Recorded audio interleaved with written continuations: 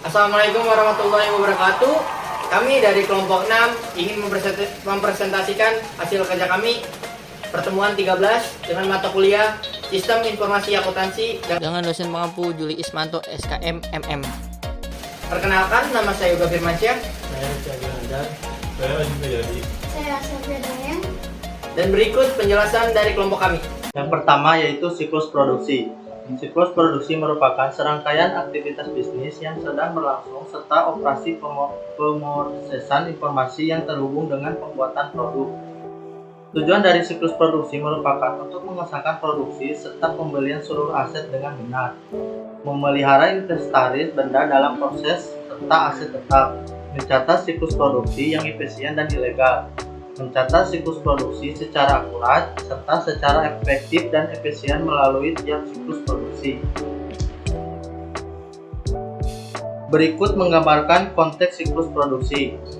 A. Siklus pendapatan yang menawarkan informasi tentang barang apa yang dipesan serta perkiraan penjualan kuantitas yang akan digunakan oleh Departemen Manufaktur atau Produksi untuk menetapkan rencana produksi dan nomor inventaris.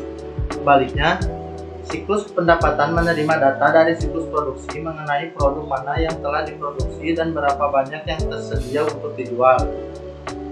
B.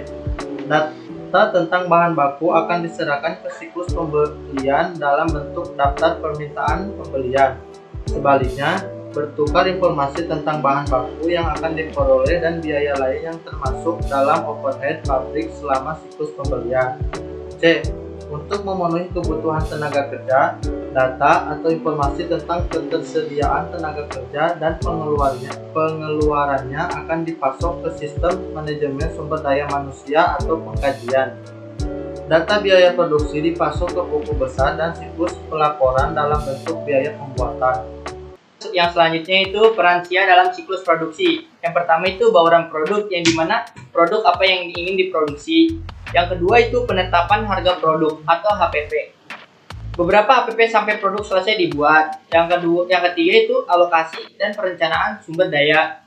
Yang dimana contoh apakah membuat atau membeli, apakah jika akan membeli produk lalu dijual, atau memproduksi sendiri lalu dijual. Yang selanjutnya itu manajemen biaya, yang merencanakan atau mengalokasikan biaya-biaya yang timbul.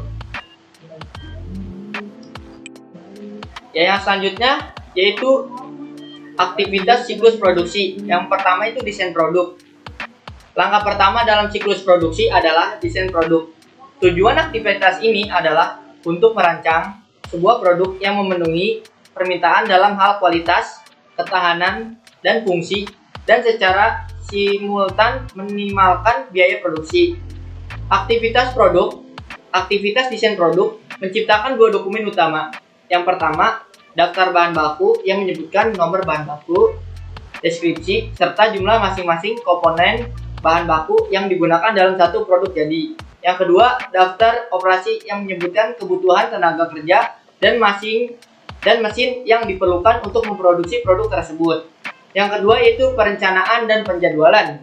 Langkah kedua dalam siklus produksi adalah perencanaan dan penjadwalan. Tujuan dari langkah ini adalah mengembangkan rencana produksi yang cukup efisien untuk memenuhi pemesanan yang ada dan mengantisipasi permintaan jangka pendek tanpa menimbulkan kelebihan persediaan barang jadi. Yang ketiga yaitu proses manufaktur. Langkah ketiga ini bertujuan untuk sangat berbeda di berbagai perusahaan. Perbedaan tersebut berdasarkan jenis produk yang diproduksi dan tingkat otomatisasi yang digunakan dalam proses produksi. Penggunaan berbagai bentuk teknologi informasi dalam proses produksi seperti mesin yang dikendalikan oleh komputer disebut sebagai Computer Integrated Manufacturing atau CIM untuk mengurangi biaya produksi. Yang terakhir itu akuntansi biaya. Langkah terakhir dalam siklus produksi, terdapat 3 tujuan dasar dari sistem ini. Yang pertama, memberikan informasi untuk perencanaan, pengendalian, dan penilaian kinerja dari operasi produksi. Yang kedua, memberikan data biaya yang akurat mengenai produk untuk dikembangkan dalam menetapkan harga serta keputusan bauran produk. Yang terakhir itu mengumpulkan dan memproses informasi yang digunakan untuk menghitung persediaan serta nilai harga pokok penjualan yang muncul di laporan keuangan perusahaan. Selanjutnya, ancaman serta upaya pengendalian desain produk. Ancaman, desain produk yang kurang baik, dan upaya, prosedur yang dapat diterapkan dalam perbaikan informasi tentang pengaruh desain produk atas biaya, data terperinci mengenai biaya jaminan dan produk. Selanjutnya, perencanaan dan penjadwalan. Perencanaan dan penjadwalan, ancaman kelebihan produksi atau kekurangan produksi, investasi yang tidak optimal dalam aktiva tetap. Selanjutnya, pengendalian. Sistem perencanaan produksi yang lebih baik, tinjau dan studi memperoleh aktiva tetap, pengendalian anggaran, batasi akses fisik, ketersediaan, dan aktiva tetap. Dokumentasikan semua perpindahan persediaan sepanjang proses produksi. Selanjutnya, proses manufaktur. Ancaman, proses manufaktur, pencurian saham dan aset tetap adalah masalah utama perusahaan manufaktur. Selain itu, ada pencurian yang mengakibatkan saldo aset meningkat, yang dapat menyebabkan analisis kinerja keuangan yang salah dan target yang kurang tepat. Selanjutnya, akuntansi biaya. Ancaman akuntansi biaya, kesalahan pencatatan dan memasukkan data mengakibatkan data yang tidak akurat. Selanjutnya, pengendalian akuntansi biaya. Penggunaan pemindai kode garis jika memungkinkan rekonsiliasi jumlah yang tercatat dengan perhitungan fisik secara periodik buat cadangan dan perencanaan pemulihan dari bencana. Studi kasus siklus produksi PT Gajah Sakti, perusahaan yang bergerak dalam bidang percetakan dengan menggunakan metode harga pokok pesanan. Pada bulan September 2004, perusahaan mendapat pesanan untuk mencetak kartu undangan sebanyak 2.400 lembar dari PT Restu dengan harga yang dibebankan adalah 200 per lembar. Pada bulan yang sama, perusahaan juga menerima pesanan sebanyak 100 spanduk dari PT Insani dengan harga 200.000 per buah. Pesanan dari PT Restu diberi nomor KU01 dan pesanan dari PT Insani diberi nomor SP02. Selanjutnya, data kegiatan produksi.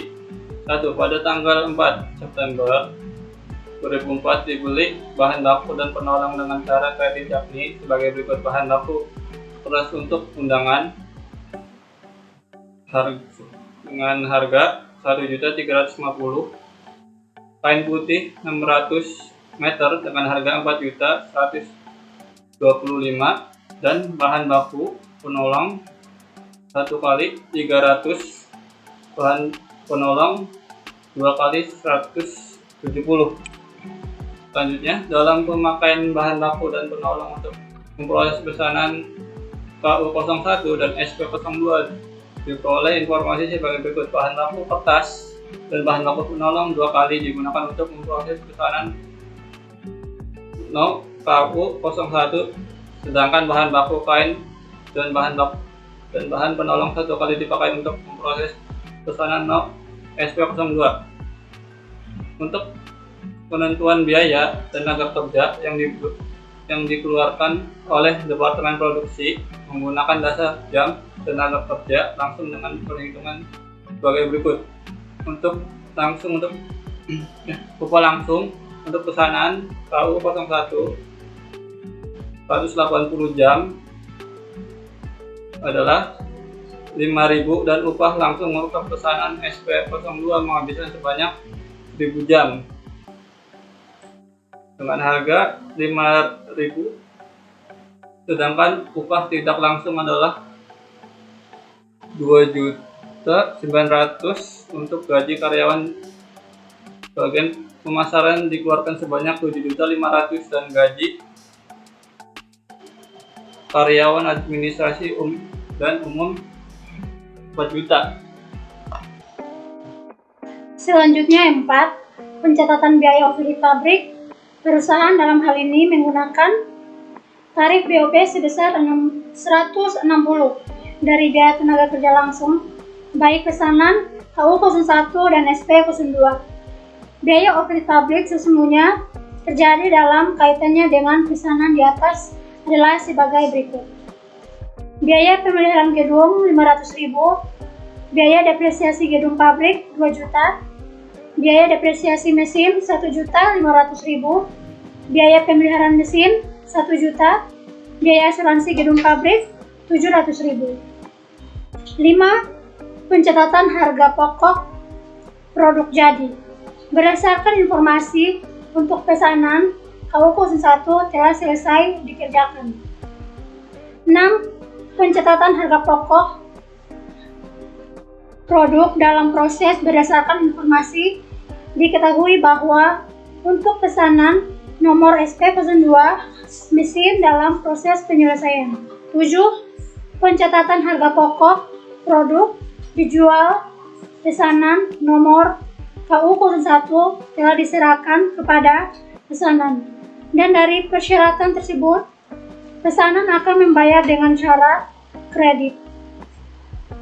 Kemudian, ancaman yang kemungkinan akan timbul pada kasus di atas yaitu kemungkinan adanya kesalahan dalam pencatatan dan masukan data yang kemungkinan tidak akurat. Prosedur pengendalian terbaik adalah dengan pengumpulan data dengan menggunakan kode gratis, pembaca kartu, dan alat lainnya.